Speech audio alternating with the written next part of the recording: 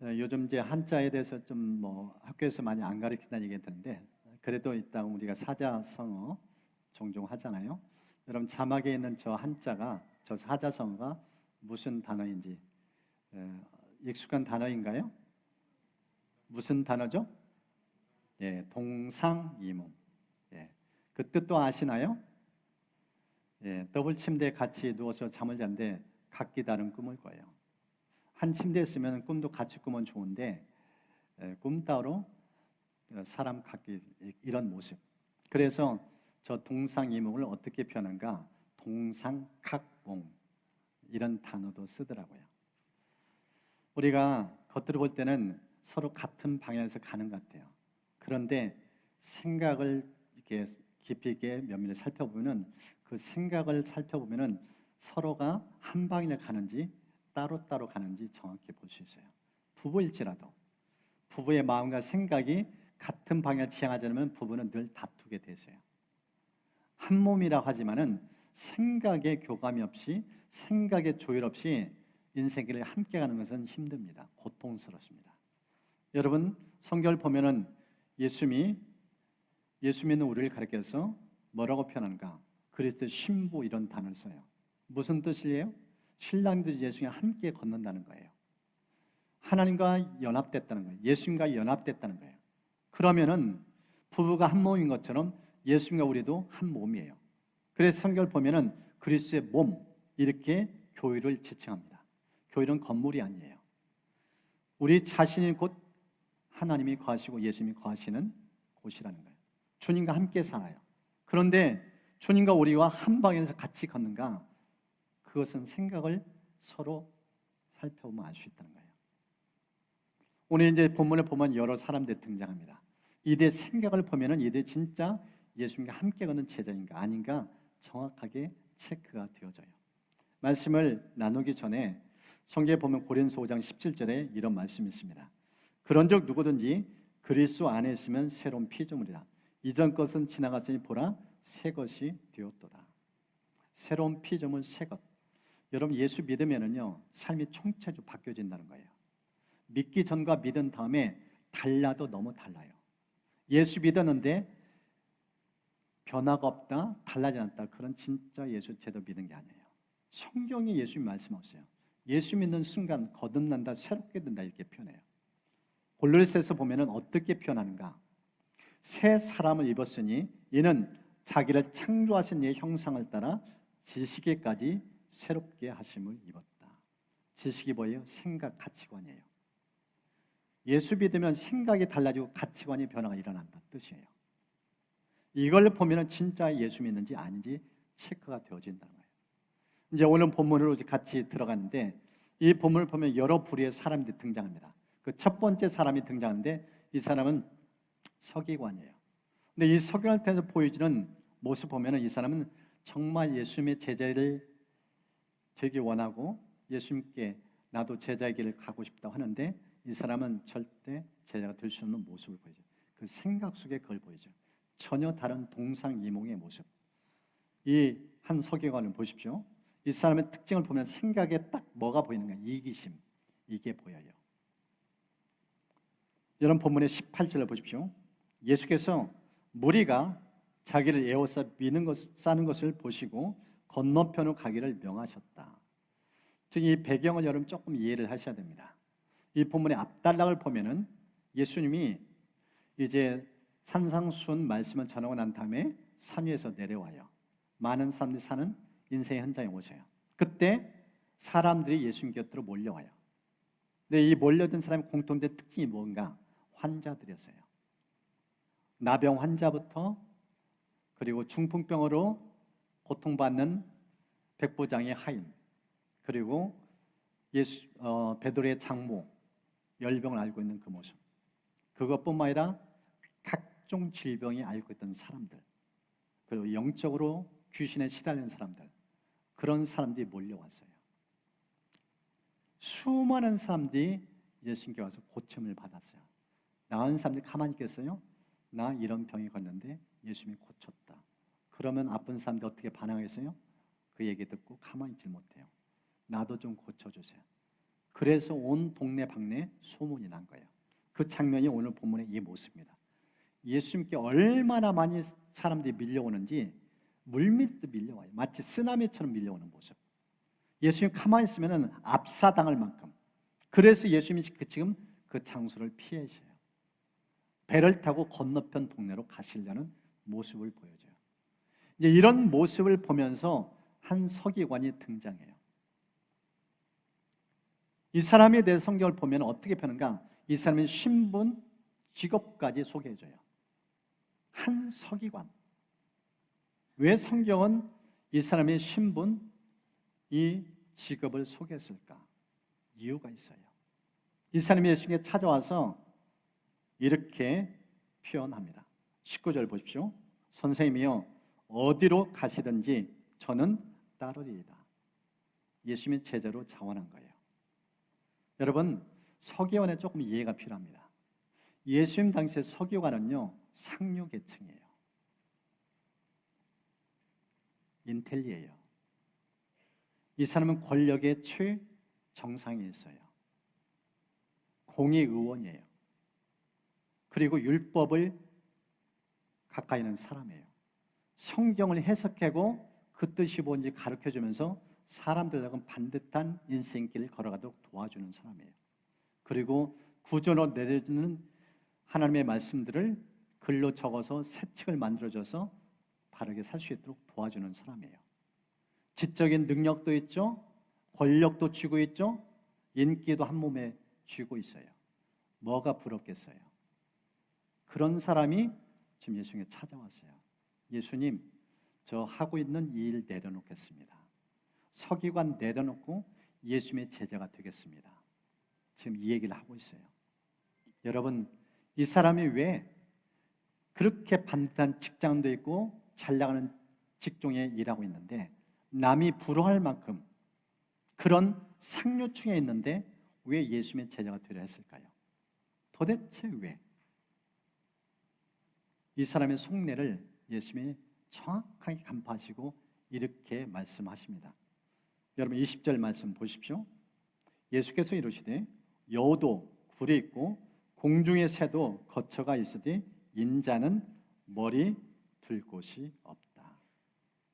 지금 이 서기관이 예수님을 따른 목적은요, 보다 나은 삶이에요. 현재보다 더 좋은 그런 위치. 예수님을 보니까 예수님 주변에 많은 사람이 몰려와요. 자기가 서기관이라면서 이렇게 많은 사람이 몰려온 적은 없어요. 사람들이 좋아하고 존경도 했지만은 예수님만큼은 아니었어요. 비교가 안 돼요. 그리고 자기가 글을 통해서, 책을 통해서 율법을 연구했던 것과 예수님부터 직접 듣는 율법은 달라요. 산상수훈의 메시지, 감탄을 자할 만큼 가르침이 탁월해요. 그 영향력 앞에 무사람이 반응하는 거예요. 거기에다가 예수님 치유의 권세가 있어요. 마귀도 꼼짝 못해요. 이런 예수님 따르면은 지금보다 더 나아지리라. 여러분, 사람의 욕심은 한이 없어요. 사람의 욕심은 한이 없어요. 지금보다 더 누리고 싶어요. 더 잘 되고 싶어요. 서기관보다 더 나은 것, 그건 언제든지 포기할 수 있다는 거예요. 이게 지금 이 사람의 속내입니다. 근데 예수님이 뭐라고 말씀하셔요? 내 제자가 된다고? 제자의 길은 누리는 게 아니다.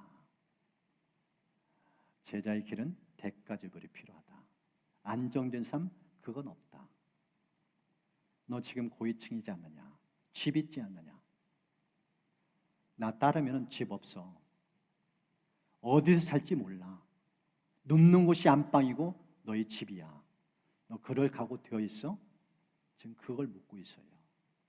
여러분, 사람들이 기본적인 욕구가 뭐예요? 수면욕이에요. 내 안방이 필요해요. 내 쉴 만한 공간이 필요해요. 그런데 예수님이 뭐라고 말씀하세요? 이 서기관에게 안방 없다. 네 집 없다. 눕는 곳이 안방이다. 심지어 산에서도 자야 된다.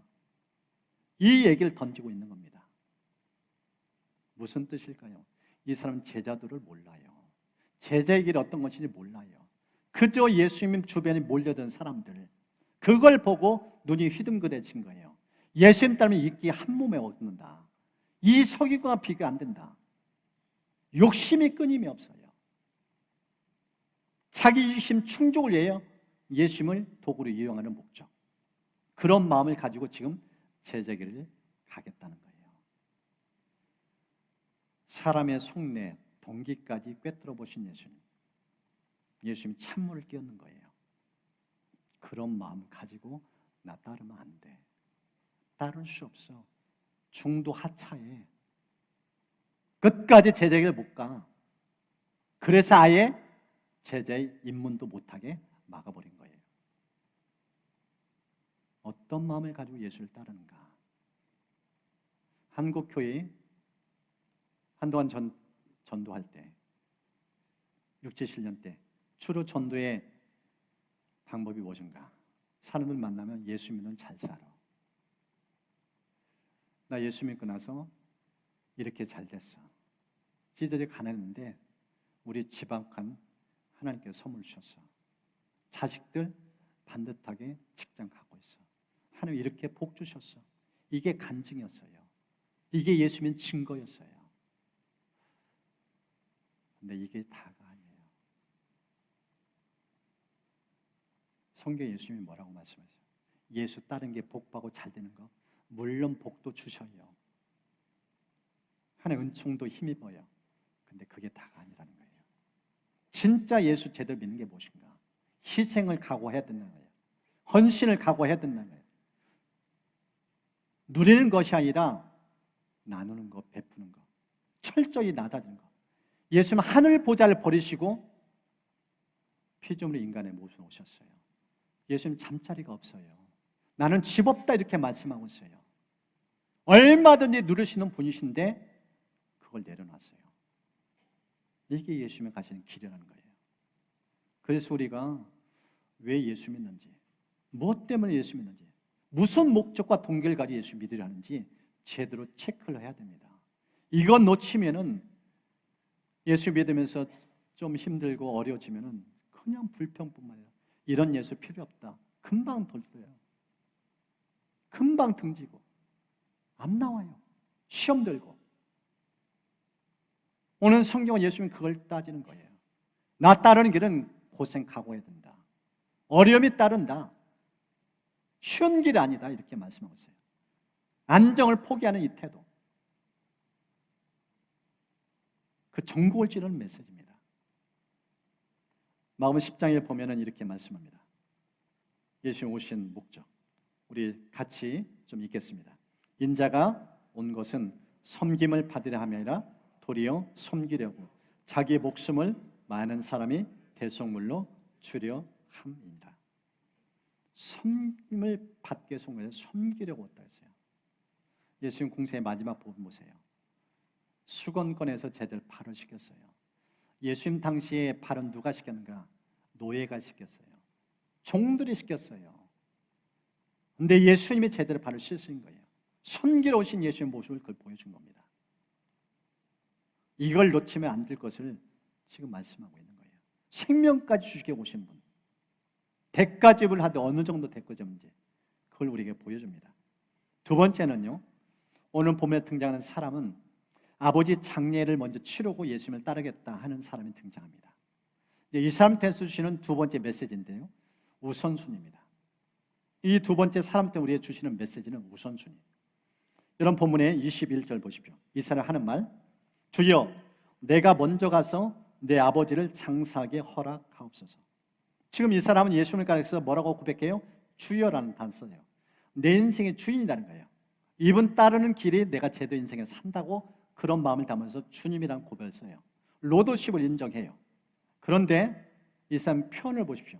표현은 전혀 달라요. 동상이몽의 모습을 보여줘요. 주님이라는 입술로 고백했던데 내면 속의 생각 속에 무엇인가? 예수 우선순위가 아니에요. 먼저 가서 아버지 장례 치르겠대요. 지금 이 내용을 보면은 이 사람은 참 효성이 지극한 아들 같아요. 아버지 지금 돌아가시니까 장례 먼저 치러야 되잖아요. 근데 여러분 이게 문화적 배경을 좀 이해하셔야 됩니다. 지금 이 사람이 장례 치르겠다는 뜻은 무엇인가? 이 사람의 관심은요, 유산에 있었다는 거예요. 유대 문화권 속에서 아버지의 장례를 치러야 유산을 상속받아요. 그러니까 이 사람의 마음속에서는 아버지가 빨리 죽기를 바라는 마음이 있어요. 마치 누가복음 15장 등장 탕자와 똑같아요. 지금 이 사람의 겉모습 속에서 볼 때는, 지금 우리말로 번역한 이 내용을 볼 때는 지금 이 사람이 아버지 돌아가실 무렵에 되니까 내가 아버지 장례 치른다는 주님 따르겠습니다, 이런 느낌처럼 보이는데 문화적 배경은 그게 아니라는 거예요. 이 사람의 진짜 관심은 무엇인가? 예수님이 아니에요. 돈에 관심이 있어요. 유산에 관심이 있어요. 유산 챙긴 다음에 예수님 따르겠다는 거예요. 우선순위가 누구예요? 예수님이 아니에요. 돈이에요. 이런 그에게 예수님이 이렇게 말씀합니다. 22절 보십시오. 예수께서 이르시되 죽은 자들이 그들의 죽은 자들을 장사하게 하고 너는 나를 따르라. 이 표현 보십시오. 죽은 자들 장사하게 하라는 거예요. 좀 어렵게 느껴져요. 쉽게 이야기하면 이런 겁니다. 지금 네가 돈이 관심이 있는데 돈에 관심 있는 사람들 따로 있다는 거예요. 너는 나에게 대해 주라고 편하시니까 그럼 주님 따르고 주님이라고 고백하는 그 사람들에게 그걸 맡기고 그들 유산을 받든지 안 받든지 그들 몫을 던져주고 너는 제대로 나를 따르라. 이런 메시지가 담겨져 있는 거예요. 이해되십니까? 진짜 예수가 주님이라는 걸 그걸 믿으면은요, 돈에 아랑곳하지 않아요. 돈에 연연하지 않아요. 얼마나 많은 재산, 유산 물려줄까 거기 관심 없어요. 주님은 충분해요. 주님 모든 걸 갖고 계시니까. 내 인생의 주관자니까. 그런데 이 사람은 그런 관심이 없어요. 오늘 본문의 이 내용을 이야기하고 끝나요. 다른 사범서도 이런 정도 얘기하고 끝내요. 무슨 뜻일까요? 이 사람 역시 돈과 함께 사라졌어요. 제자를 헌신하지 않았다는 거예요. 여러분, 우선순위가 주님이 아니면은요, 절대 제자에게 갈 수가 없어요. 예수 제대로 믿을 수가 없습니다. 지금 이 사람한테 주는 메시지가 바로 그거예요. 예수 왜 믿으려 하는가? 진짜 예수는 주님 맞나? 내 인생의 최우선순위가 예수님 맞나? 이걸 지금 확인하라는 거예요. 그렇지 않으면 동상이몽이에요. 예수님 따로 나 따로예요. 그런 모습을 우리에게 말씀을 하고 있습니다. 누가복음 16장 보십시오. 집 하인이 두 주인을 섬길 수 없나니 혹 이를 미워하고 저를 사랑하거나 혹 이를 중히 여기고 저를 경히 여길 것입니다. 너희는 하늘과 재물을 겸하여 섬길 수 없느니라. 여러분, 신앙생활은 선택과 집중입니다. 두 마리 토끼 다 잡는다고요? 예수님이 하신 말씀 보세요. 다 못 잡는데요. 다 놓친대요. 우리 양손에 다 쥐려고 해요. 한 손은 재물, 한 손은 예수님. 돈이 있어야 되고 예수도 있어야 돼요. 어느 하나 놓아서는 안 돼요. 이런 마음을 가지고 신앙생활 하고 있어요. 근데 예수 뭐예요? 이 손 놓으라는 거예요. 돈 잡은 손 놓으라는 거예요. 양손 오직 예수님만 붙잡으라는 거예요. 지금 이 사람이 던지는 메시지는 바로 그겁니다. 그래야 제대로 된 제자의 길을 걸어갈 수 있다고 말씀하고 있어요. 여러분 삶에 일편단심 오직 예수만 붙잡고 믿음에 걸어갈 수 있기를 축복합니다. 오늘 본문을 통해서 보이는 세 번째 불의의 사람, 이름은 12제자입니다. 이 12제자에서 주시는 모습은 믿음이 무엇인가? 그걸 우리에게 보여줍니다. 여러분 23절 보십시오. 배 오르심에 제자들이 따랐다, 이렇게 표현해요. 지금 예수님이 현 위치에서 다른 곳에 이동하세요. 배를 타고. 예수님 배를 타시니까 제자들이 모든 것 정리하고 급히 예수님과 함께 동승하는 거예요. 지금 이 장면이야. 여러분 이 모습, 이 탄을 딱 볼 때는 제자의 길은 늘 예수님과 함께 동행하는 거구나, 이렇게 인식할 수 있어요. 여기만 볼 때. 근데 이 다음 구절을 보면은 제자들 역시 동상이몽이에요. 같은 배를 탔는데 예수님 생각과 일치하지 않아요. 예수님 따로 제자들 따로예요. 진짜 믿음, 온전한 믿음이 아닌 것을 보여줘요. 지금 배를 타고 이동하고 있어요. 그런데 어떤 일이 일어나는가? 24절 보십시오. 바다에 큰 놀이 일어나 배가 물결에 덮이게 되었다. 갑작스럽게 거센 폭풍이 밀려와요. 예수님이 타고 가는 배예요. 예수님이 가는 길에 그냥 제자는 동승한 거예요. 여러분 생각해 보세요. 예수 믿고 주님 따르겠다는데 갑자기 집안에 우환이 닥쳐요. 예수 믿기 전에는 만사가 잘 됐어요. 근데 예수 잘 믿겠다고 신앙생활 하는데 집안에 환자가 있고 재정적인 문제가 발생하고 자식들이 겪으려 하고 이런 폭풍이 없어요. 여러분 그런 일 일어날 때 어떤 느낌이 들까요? 내가 진짜 이번 믿어야 되는가? 갈등이 생겨요. 예수 믿고 따르면은 오던 폭풍도 멈춰야 되죠. 형통해야 되죠. 안정권이 접어들어야죠. 그런데 예수님을 따르는데 어려움이 수반돼요. 그것도 죽을 직전이에요. 여러분 예수당 집회는 오늘날 큰 배 아니에요. 많이 타야 20명.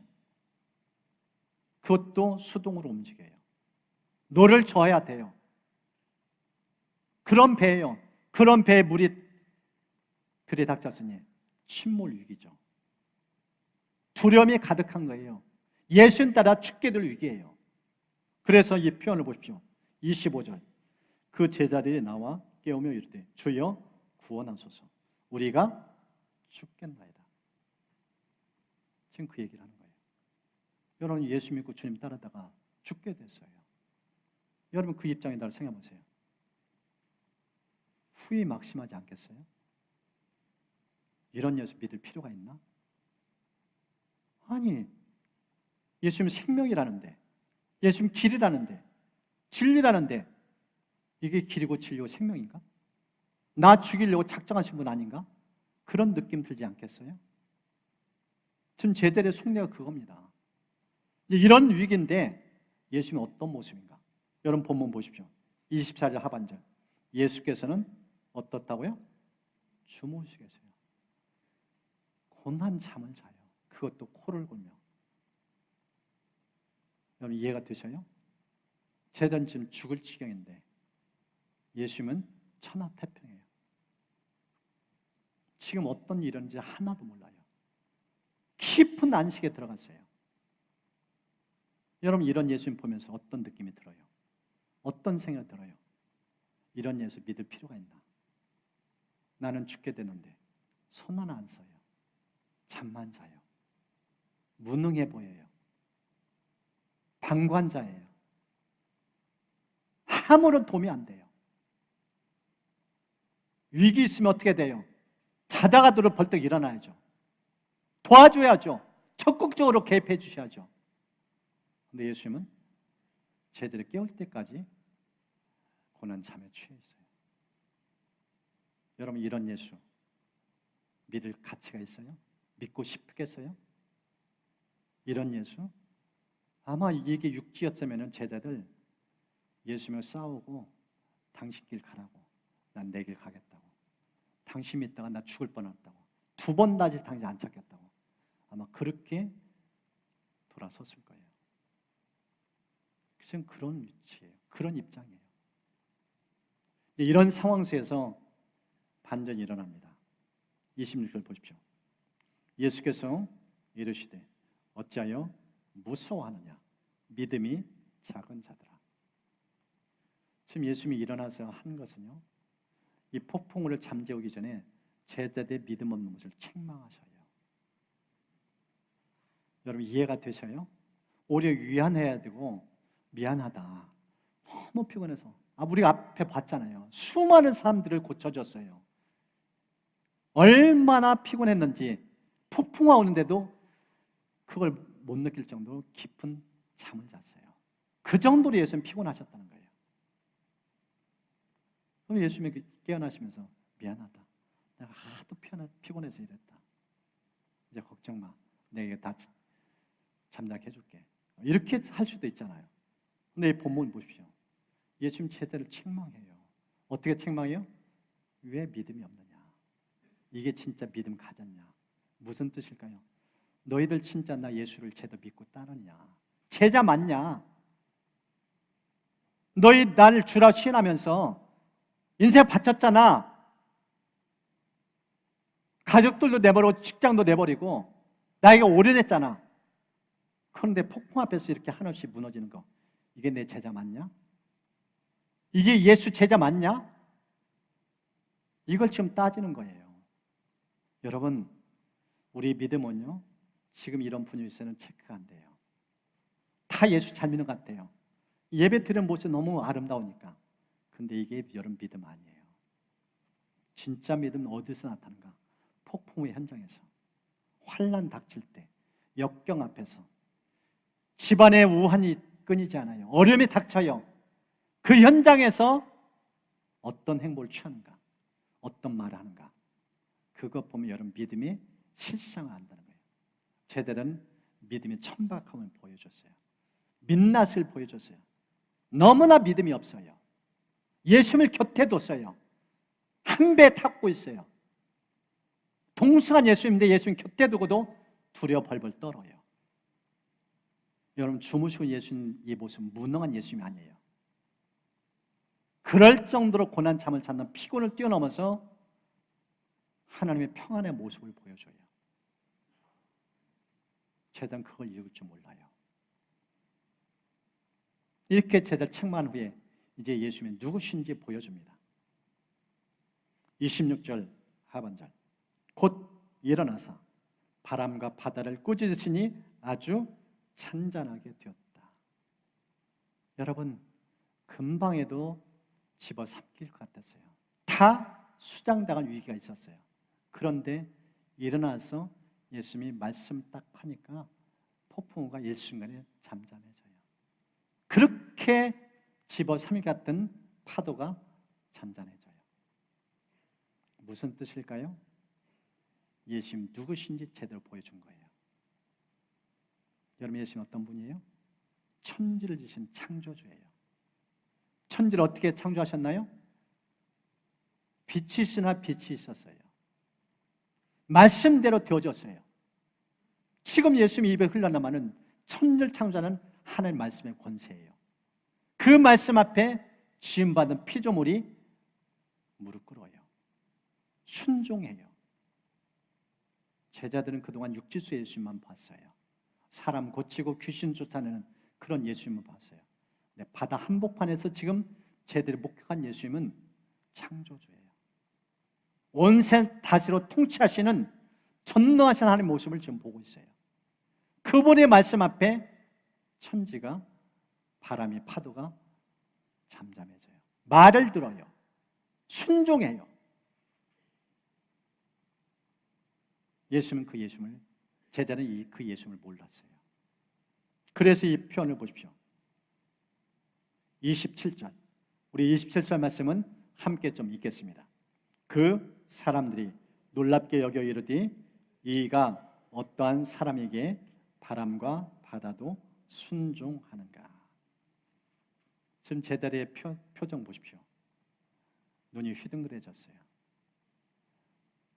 표정이 경악을 금치 못해요. 이런 분이었나? 이런 분이었나? 예수는 주라 하고 주님이 참 능력 있는 건 아는데 이 정도의 능력 있는 분인가? 말씀 한마디에 폭풍우가 힘을 잃어요. 파도가 잔잔해져요. 새롭게 예수님을 봐요. 새롭게 예수님을 체험해요. 여러분, 여기에 중요한 메시지가 담겨졌습니다. 하나님께서 왜 우리 가운데 인생에 고난을, 폭풍을 허락하시는가? 여러분, 죽이기 위함이 아닙니다. 여러분, 괴롭히기 위함이 아니에요. 여러분 믿음을 강화시키기 위함이에요. 폭풍 가운데 하나님께 어떻게 일하시는지 그걸 보여주셔서 그 예수님을 제대로 믿으라고, 그 믿음을 키우게 해서, 믿음의 근육을 키우게 해서 이 폭풍 가운데 허락하신 거예요. 이 눈이 열려야 이 폭풍하면서 두려워 떨지 않아요. 천박한 믿음을 보이지 않습니다. 하나님께서 저의 믿음이 이 인생의 도전 역경 앞에서 새롭게 눈이 열 수 있는 그런 은총을 축복합니다. 이 표현 보십시오. 이가 어떤 사람에게 바람과 파도도 순종하는가?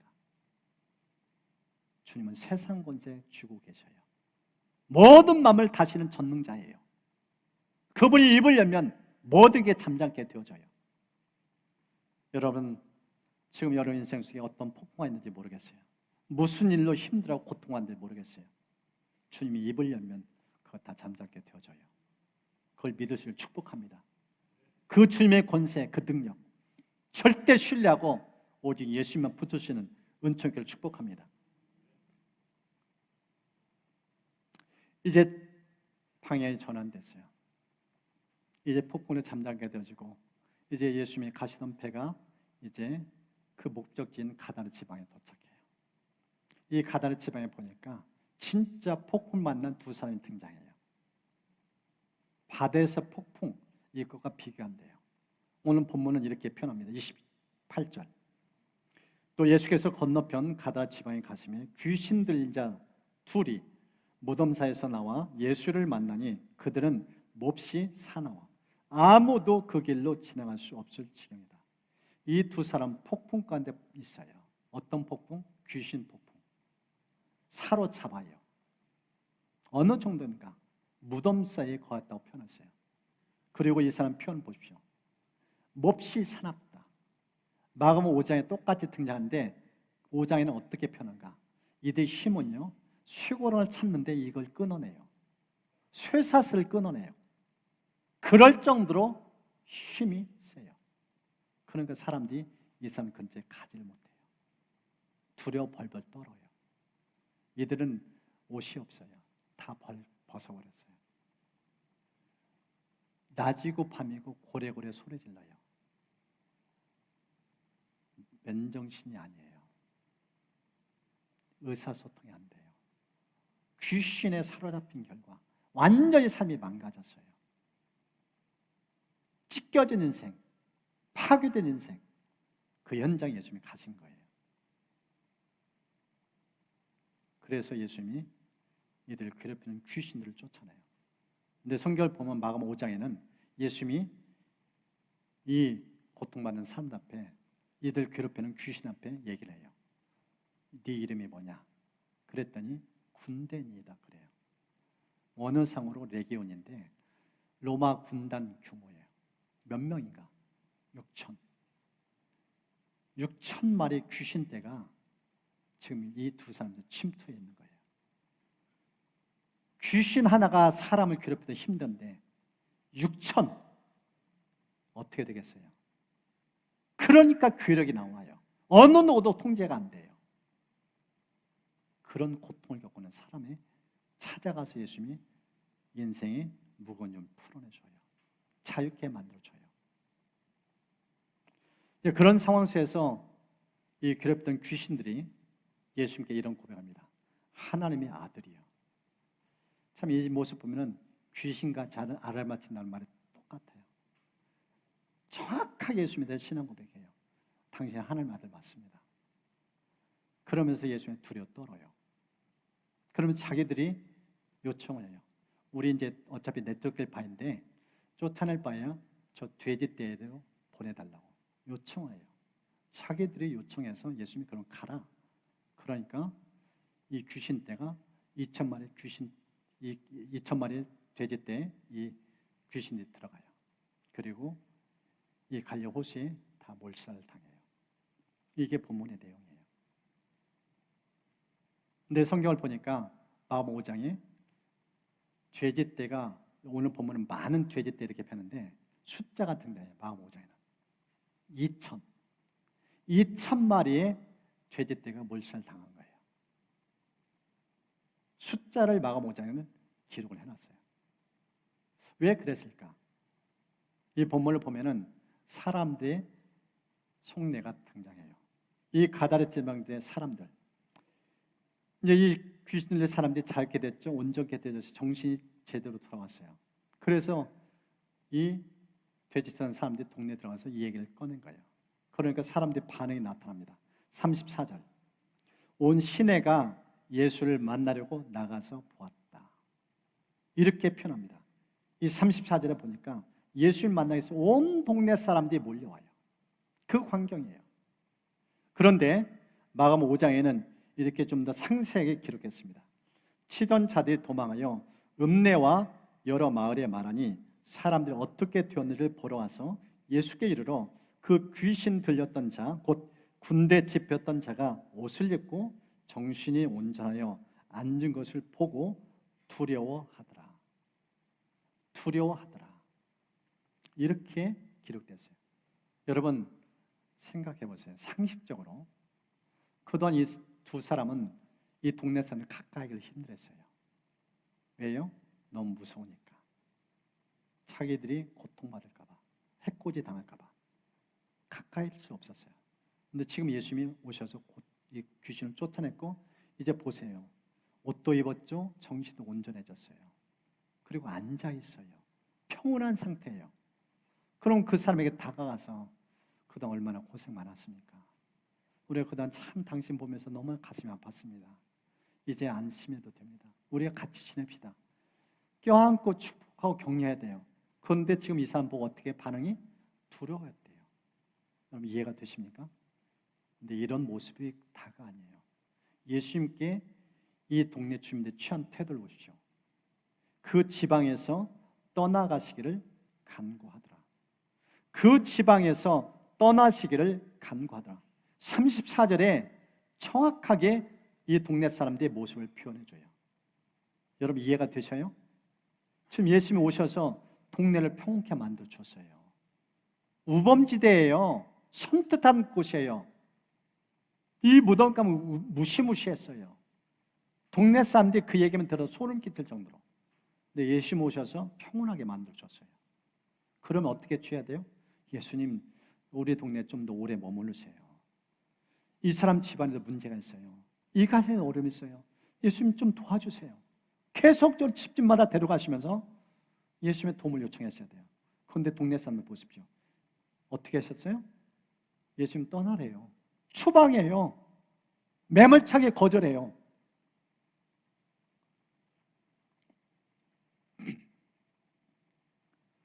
여러분 이 본문을 보면서 무슨 생각 드십니까? 왜 사람들이 예수님에 대해서 이렇게 태도를 취하실까요? 여러분 지금 이 사람이 고침받은 이 두 사람을 대하는 태도와 예수님 대하는 태도를 보면요, 이 사람들의 마음은 영혼에 대한 관심이 없어요. 영적인 세계에 대한 관심이 없어요. 이들의 관심은 딱 하나예요. 돼지떼예요. 마가음 5장에는 숫자가 2000이라고 등장했는데 여러분 한번 계산해 보죠. 돼지 한 마리당 한 50만 원. 그냥 생각하는 거예요. 그러면 2000마리면 얼마예요? 10억이에요. 하루아침에 일순간에 10억이 날아갔어요. 그런데 두 사람은 뭐 아프나 안 아프나 나와 상관이 없어요. 돼지 떼는 내 생업과 관련돼 있어요. 생업이 지금 위기를 당했어요. 2000마리 뭘 먹고 살아요? 이해되셔요? 왜 예수님을 쫓았는지 이해가 되셔요?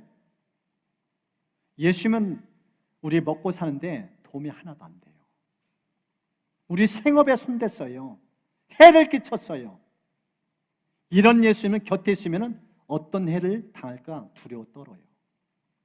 이게 지금 가다르 지방의 사람들의 생각이에요. 이해되셔요? 이게 성경에는 가다르 지방의 얘기가 아니에요. 오늘날 인생의 현장이에요. 묻지마 살인이 왜 일어나요? 생명의 소중함을 몰라요. 돈이면 다예요. 오로지 돈이에요. 황금 만능이에요. 경제는 관심 있는데 영적인 문제는 관심 없어요. 예수님은 나와 상관이 없어요. 교회의 예수님 귀를 기울이지 않아요. 이게 세상의 현실이에요. 저는 오늘 보면 살펴봤습니다. 네 부류의 사람을 살펴봤어요. 첫 번째 누구예요? 한 서기관. 이 사람의 속내, 생각 뭐예요? 이기심. 서기관보다 더 나은 미래를 생각했어요. 자기 욕심, 이기심이 끊임없이 일하는 모습을 보여줘요. 이런 모습이 예수를 따르겠다는 거예요. 두 번째 모습, 아버지 장례 치르고 오겠대요. 겉으로 볼 때는 효자 같아요. 그런데 이 사람 관심은 유산이에요. 아버지 빨리 죽기를 바라요. 그리고 그 돈 취하고 예수님 따르겠다는 거예요. 이게 동상의 또 다른 사람의 모습을 보여줘요. 세 번째, 12제자. 예수님과 한 배 탔어요. 같이 가고 있어요. 근데 제자들은 예수는 믿음이 없어요. 폭풍 앞에서 두려 떨어요. 예수님께 우리 혼내요. 도대체 당신 우리를 죽이려 작정했습니까? 이게 제자들의 모습이에요. 예수 믿으면 이 꼴 당하라고 한 거냐고. 이게 예수 맞냐고. 이런 믿음을 갖고 살고 있어요. 마지막 이 가다라 동네 사람들 어떤 모습이에요? 한 영혼에는 소중함을 몰라요. 고통받던 영혼에는 아픔을 몰라요. 온전케 되고 제정신 찾아왔는데 어느 누구나 따뜻하게 맞은 사람이 없어요. 심지어 예수님 고쳐졌는데 떠나래요. 왜요? 돼지가 물었지 않으니까. 죽은 돼지 다시 살아지 않으니까. 여러분, 우리 신앙생활 제대로 해야 됩니다. 진짜 예수 제대로 믿고 사느냐? 내 생각에 예수님 생각과 똑같는가? 사도 바울 보십시오. 살든지 죽든지 내 몸에서 그리스도가 존귀게 되려 한다. 오직 자기 마음속에 예수님만 찾은 거예요. 24시간 예수님만 생각하는 거예요. 여러분, 진짜 일편단심 예수님만 쫓고 있나요? 마음과 생각 오직 예수님을 충만한가요? 아니면 예수님을 이용하기 위해서 제자의 길을 들어섰나요? 진짜 신앙을 제대로 해야 됩니다. 생각 짚어보면 알 수 있어요. 왜 믿으려 하는지, 무슨 목적으로 예수님 따르는지. 오늘 본문을 보면은 어느 누가나 예수님 마음을 닮은 진짜 제자는 아무도 없어요. 나는 과연 맞나? 나는 진짜 예수 제대로 믿고 있는가? 오늘 이 말씀 앞에서 좀 돌아보면서 이 시간 좀 찬양하며 기도로 좀 나아가겠습니다.